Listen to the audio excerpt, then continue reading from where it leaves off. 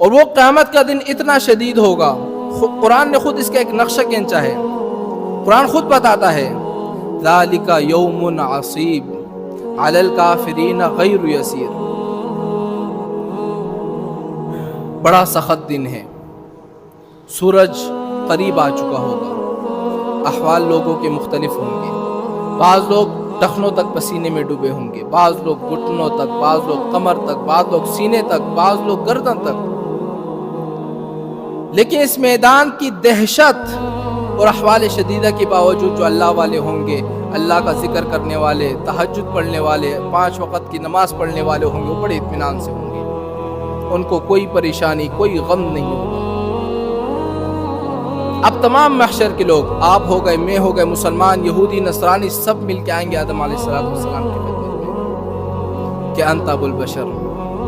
کہ آدم تم انسانوں کے سب سے